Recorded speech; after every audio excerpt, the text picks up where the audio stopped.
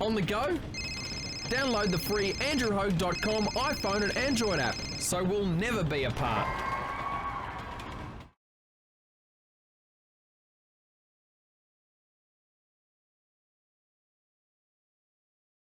Doesn't want to work. Yeah. All right. I can relate. Either way, I got the backup. All right, let's get into it. In 3, 2, 1. This is andrewhogue.com, still Australia's first and only 24/7 metal radio station, established 2012. Here with some familiar faces and a familiar band and a familiar sound. We do have Troy and Brann from Mastodon here at the Good Things Festival 2024. I've lost count the amount of times you've been in Oz, maybe 7 times. That's a guess. 7. Yeah, I think so. And I've seen every tour. Yeah. Pretty good guess. You're very familiar being here, and it is a pleasure to have the band back here as well. So, obvious question, how is everyone doing on festival day, especially because it's been a stinking morning? Has it? Well, you've been probably inside an air-conditioned hotel. Yeah, that's right. Yes. No, I think it's, I feel good today. I mean, I woke up on the wrong side of the bed, but I tried to make up for it. You know, had a chicken empanada a little bit earlier. Yep. I don't want to brag, but it was moist.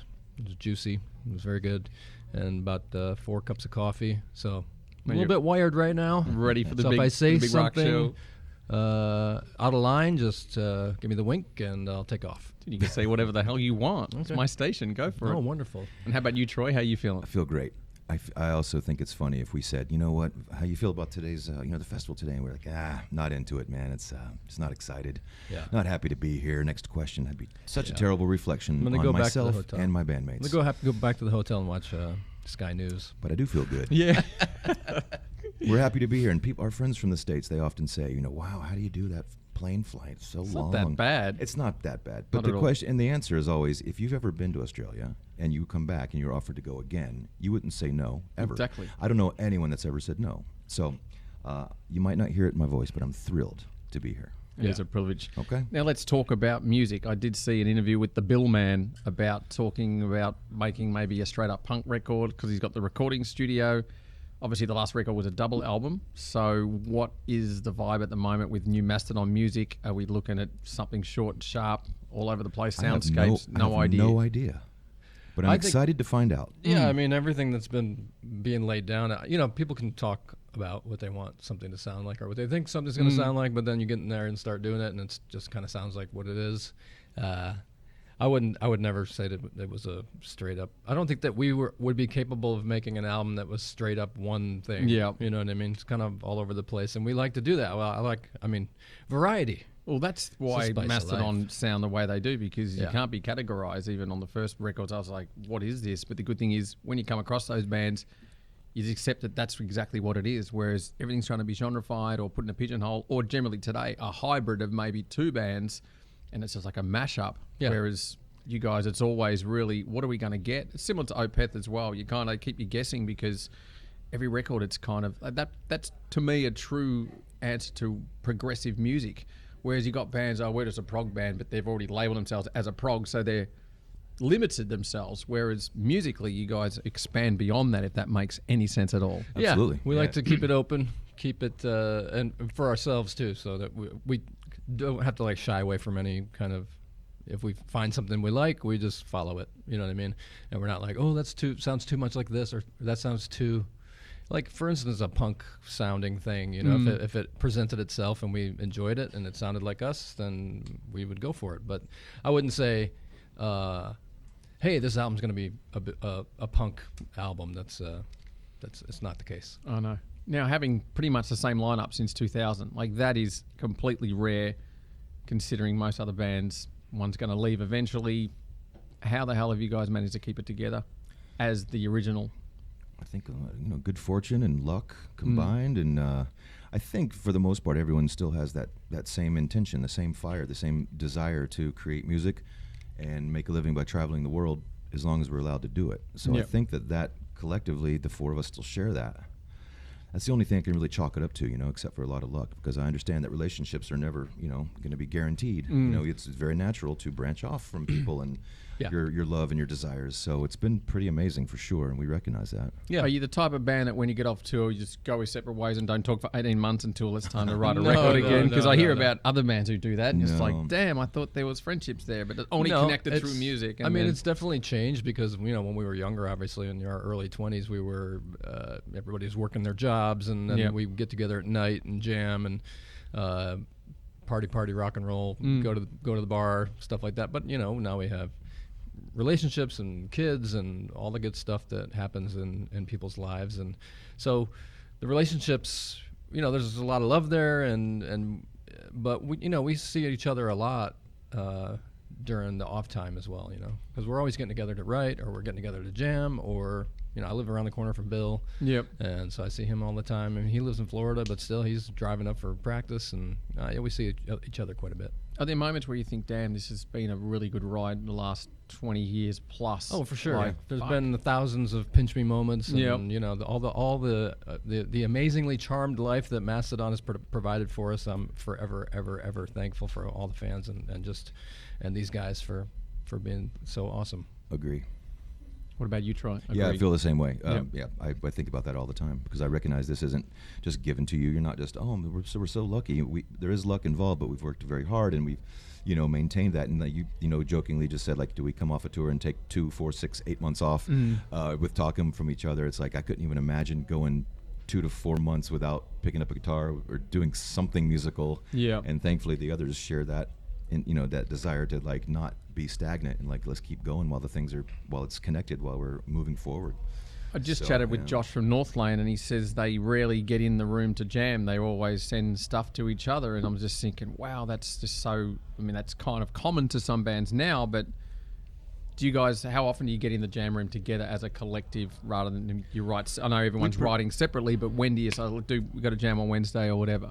The energy is always better when you're together. Yeah. But I also recognize either reality or the necessity of, hey man, we need to work on this today, and I'm 500 miles apart. And Yeah. then if it needs to be done, long distance, then so be it. But the energy is always better when you're face to face or in a room together. So we prefer that way. And even the live front as well. But let's talk about the live front. I know the music industry isn't a hierarchy in the sense because bands can get to a level and then they can come down. Like the perfect example is, Kerry King kind of starting over technically after 40 years with Slayer. I mean, you guys, I think, opened up for Slayer in 2007 here or something like that. Now he's opening up for you, and it's so crazy just to, I mean, how do you feel when it's like, it's not a demotion in any way, but others can view it like that of just, why is he opening because he used to be? It's like, no, it's just the way things move. Like there isn't no hierarchy, but is there moments where you just go, fuck, this is Kerry King, 40 It's years. amazing. And you know what the best thing about that guy is? He's probably thanked us, I don't know how many times, just, thanks for letting us come out with you guys. And that's another pinch me moment when Yeah. the first trip Dude, we you had. don't have to do that. Yeah, it's, he's such a, he's a very humbled and appreciative man, Yeah. Kerry is. And I've never, we've been fortunate to do many support tours with Slayer over the years. That dude's having more fun and laughing his ass off than what I've ever seen. He's having a blast, and Same. his band seems to be. They're just getting. I don't know, man. I'm happy for him and his bandmates. And my older brother Kyle Sanders is the bass player. Yep, And saw that. he's thrilled to be here and be a part of it. And it just gives you like a lot of love and hope when you see people that you grew up inspired by now not only be open for their band but befriend them. Yep. And then have them be appreciative of you for returning the favor, if you will, which is it's not a favor, it's all teamwork, but it's all a beautiful circular energy and love between like Well, it's good moments etiquette, like that. but it's almost like there is no book to follow with this. But it's just to see that I was like, wow, that's really, really cool. And again, it's not demoting. The general public who doesn't know behind the scenes would look at it that way. Why is Kerry King opening for Mastodon? Slayer's bigger. It's like, Right. but this is a new beginning for him. And obviously, we know he didn't want the band to end. It was Tom that just said, "I'm fried. I can't do this Yeah. anymore." And that's but fair. then That's 5 years fine. later, they've come back. But Whether Kerry, they're, Kerry understands it. It's Yeah. like he's like, hey, I don't know. I think he's just having fun being in a band at this point. Maybe a long time with Slayer, obviously, and sometimes it can get to be a bit Of a getting grind. through it a little bit, especially maybe when one of the members didn't really want to be there, and it just kind of wears on you. But I think Kerry has found a new love and appreciation for just being in a band with some bros and hanging out. Yeah, and and having they're a really good time. good folks from other yeah. bands that are established as well. And that's the Those thing. all been friends for a long time, and Yeah. it's just he's having a lot of fun being in a band with his friends and going on stage and doing the thing. But he also understands that he is sort of starting from scratch a little bit. No matter, it seems to be, it's very rare for one person to break off from a legendary band where the thing about the band was the members that were involved, and then that band built their brand, so to speak, for many years. One person steps outside and does a solo thing. It's pretty rare for that to just immediately garner the same. Exactly. You know what I mean? So he understands that, and he knows he has to build, and who knows where it's going to go. But the important thing is that he's loving being out there with those guys, and that's the best thing you can hope for, being in a band in the first place. Well, this is the thing with Kerry. I thought people thinking it's just a side project, but it's like, well, Slayer's kind of done as a musical band in the sense of writing new music, so it is a new band. But like I said, when you got that entity that is just enormous, it's always going to overshadow it in some respect, even though, like I said, the record's really, really cool. Some fans are just so, I just want to hear the hits and get taken back to that time. So it is going to be something hard to please. And again, for someone like Kerry, it's like life or attitude, and this is the thing that's rare with artists. I see you guys in that same realm as being sort of lifers of music continuing on. Other bands I've spoken to in their mid-20s, I'm kind of feeling tired right now. I'm like, dude, you're 26. And I think, okay, do these people see that they're going to be doing this any longer than another 15 years? It's almost like either the attention spans are so much shorter today, the dedication isn't as strong. I don't know. I'm curious about the hunger level I don't know. of today's gens versus the tried and true. Right. It's a great question. Yeah, I guess know. that's for each individual. Want to get your answers. Yeah. Well, What do you think? I tell you what I think, and because I just got asked this last night by another legendary musician who I bumped into at the hotel. And we were shooting the bull, and he asked, how long do you think you're going to keep doing this personally? And I was like, that's a great question, but I know the answer. Like, as long as I'm super into it, and I'm surrounded by my friends who are still super into it, and it makes sense. But ultimately, our hearts and your emotions are going to dictate it, as well as any fan response, whether it's new music, new record, or your live shows. Promoters aren't going to pay to come over if the fans have given up on you, or if they see right through you if you put out a bullshit album or something that lacks heart and inspiration and intensity. So it's individually I'm ready to go, and I'm still in awe and inspired by a lot of older bands that I grew up inspired by, who now we've again befriended. So it's another pinch me moment of dream come true. But bands like the Melvins and Anthrax and Ministry and Metallica, when I've seen them all over the past year, they're fucking killer. They're bringing it, and it's just awesome. I want to do that. Yeah. I've always wanted. That's what I wanted to do when I was 14. I was like looking at those bands, like that's amazing. I want to do that, and I'm still feeling the exact same way. Yeah, well, you look at them and you go, oh, okay, you're 60 and you're out there doing it. Okay, cool. So that means I can do that until hopefully try to take good care of yourself. Out on the road, you try to take good care of yourself in your personal life and try to maintain your health. That's pretty paramount and key, especially for me. What I do is super physical, and so I just try to treat myself right and do the right things, from a health standpoint. To be able to maintain and be able to go out there and do the thing I need to do with Mastodon. So yeah, I could see it going well into. Who knows? I don't want to put any kind of time limits on it, but like Trent said, Frankie Valli, have you seen his TikTok videos of Frankie Valli? He's like 90, and I don't know. It doesn't look right. But so you've seen those? Oh yeah, I saw it. Yeah, it made me feel bad. It's interesting. Now, I saw an interview, I read an interview with the Bill Man talking about the economics of touring, how things are so expensive now, and literally saying that the band's always sort of the last to get paid once you sort of break down all that sort of stuff. I mean, do you think the economy is going to smoothen out with Trump coming up, or, having some have no sort idea. of I just impact know that on that? Because it's a shit show out there it's, with the cost of living. It's more than just that, or an administration, I believe, because we've been traveling the world, thankfully, for since we started, and it's been amazing. There's many factors. It's not just one person, one band, or one country. It's a lot more than that. But, everyone always says, how's the live music in Europe? What's it like in Australia? What's it like when you do this North American tour? and I'm able to come back saying it was great. The experience, that intangible love and magic between our stage, the music we play, the crowd that feels it, they come back with their energy, and we leave the show and we're high-fiving like, that was amazing. Cincinnati was great tonight, or whatever it was. That's all that I see, and that's all that I know. So in my eyes, it's always been healthy. Again, I recognize the fortunate situations that we have with good promoters and good bandmates and management. But I already forgot the question. But about just the economics the of touring. it is Some bands difficult. drop It is out very of tours difficult. because financially they're fucked, and you And- go, It's and very why not? hard. It's hard. I mean, you want, we've been out here for 25 years, and we have families, and we're trying to feed ourselves, and you can't leave home for over a month and come home to nothing. No. It's just not feasible. You might as well just stay home and just and be healthy and stay home. So, but I will say, there's been some tours that we have taken, and we did them, and we didn't come home with much. You know what I mean? Just a little bit. Yeah. We try to sink a lot of, especially in the States, and where it's a little more feasible, we put a lot of money into the production so that we can present a very entertaining show for the fans, and we try to figure out different other avenues of trying to get paid, so whether it be merch or try to do a special like VIP things, and there's other ways that you can try to do it so that you can sink all your maybe show pay into the production and make sure that you're providing like a really kick-ass visual show and fire and lasers and all sorts of fun The stuff lasers like the other that. night were great.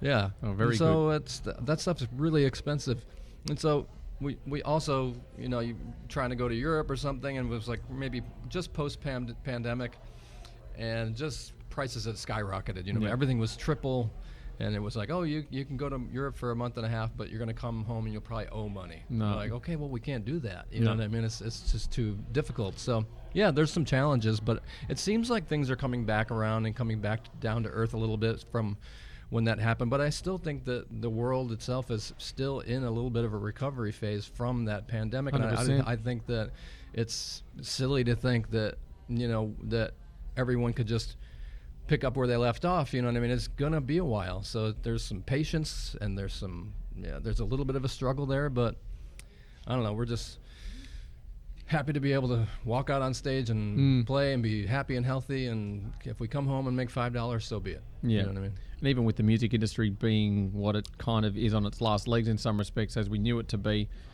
a lot of artists talk now about, originally it was a decade ago, the downloads were hurting. Now it's the whole Spotify thing. They just literally get nothing for it. So it's almost like we that get side of nothing. it We is get nothing. just, people say it's a blessing because we got discovered, but others are like, we're just getting robbed. We had 2 billion streams and we got a check for $1,500. Like, it just doesn't add up, but it doesn't seem like any of that side of it's getting any better. Like, it's just, I don't know what your take is on the music business itself. That's an oxymoron. It is. But I don't know.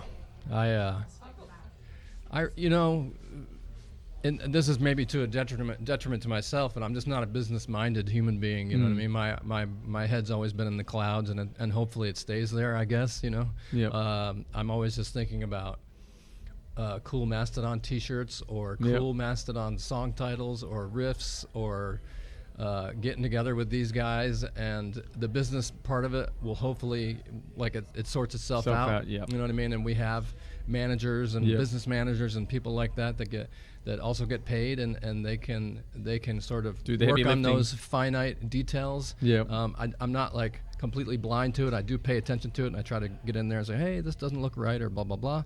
But for me personally, it's much more. It's better for me to concentrate more on the artistic side of things, because I think that's where I'm Knowing your better lane. served. You know what I mean? And that's more soul nourishing to me, and something that it's healthier for me to be up at night worrying about song arrangements than it is to be worrying about the finances of like a tour or something like that. Yeah. You know what I mean? So I'd rather be sweating the artistic details. Personally. Then counting the beans. We have other people in the band that are more concerned with the business side of things, which is a really awesome thing. You know what I mean? I'm not saying, like, again, I'm not saying I turn a blind eye to it, because I don't care. I do care greatly, but If they're good at it, let them do it. Delegate. Yeah, well, we work together on a lot of that stuff, and it is really important, because we want to stay here and be able to do it. And it is our job, fortunately. Otherwise, I'd be jockeying a cash register at a mini mart. Yeah. That's the other thing I'm good at. But I'd rather do this, obviously. Yeah.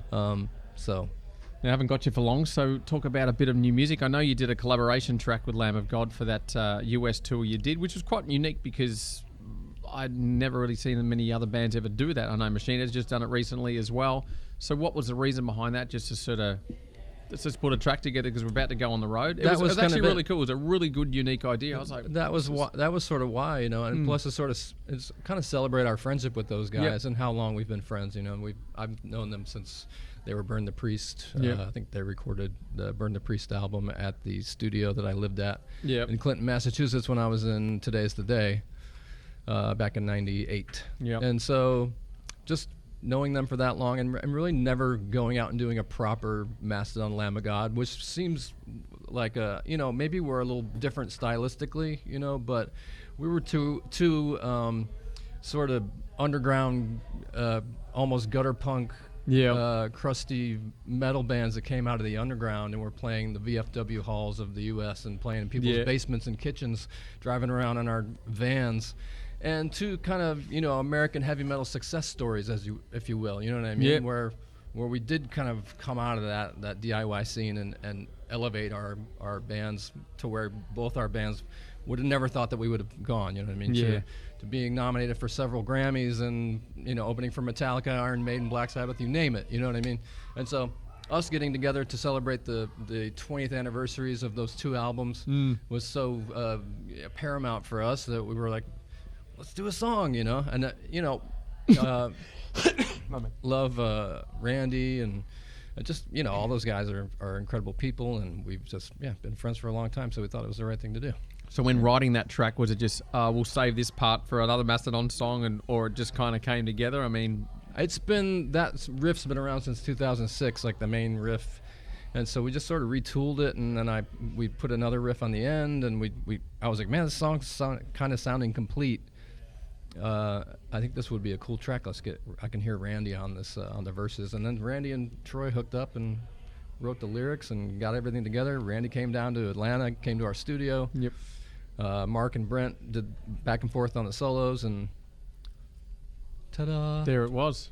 Well, I look forward to hearing more new stuff. Have you got any sort of update quickly you can offer the listeners about any kind of, not going to be a straight up punk album, of course? No, I mean, the only update I can honestly give is that I think we're all, speaking for my other three guys, excited about digging into some new material because it's been a while. The last record we wrote was 2020-ish, right? It's been 3, 4, 5. Hushed and Grim, two double album. Is it going to be a double album this time? We wrote the out never too early again. to tell. No.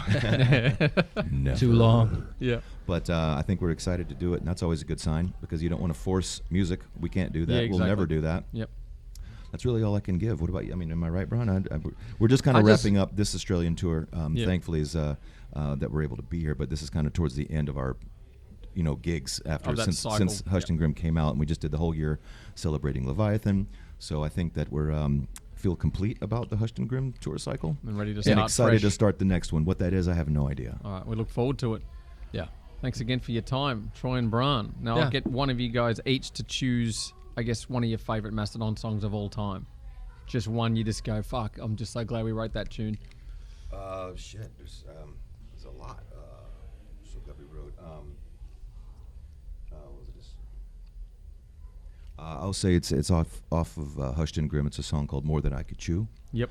We play that a lot, and it just makes me feel good, and almost it's like makes me think of Nick John, who was our manager for many years. Yeah. And but in a very positive and celebratory way. And the riffs are just heavy as hell, and the lyrics are very meaningful, and it kind of summarizes how I feel about this band from day one up till now. And I think about that while we're playing the song each and every night. So like that's they're all special to me. They're like, we've had like 100 babies together. Mm-hmm. Yep. Every song's a child, but I've been really keen on that one more than most lately. Nice. So yeah, I've met Nick before. He's a nice guy too. So, what about you, Brann? What's one in the favorite of all time where you just go, yep?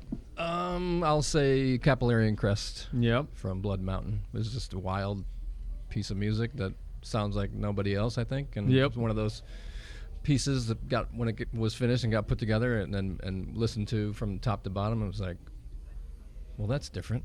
You know? So I just think it's really cool and just wild and wacky, and just showcases how wild and wacky we can really be, and what that heavy metal at its core, but it can be anything anybody wants it to be, and have that kind of I don't know. It's just very imaginative, I think, and I love it. All right, let's hear some Mastodon here on andrewhug.com, and always a blast to see both of you guys again. Until then, don't you go changing. Thank you.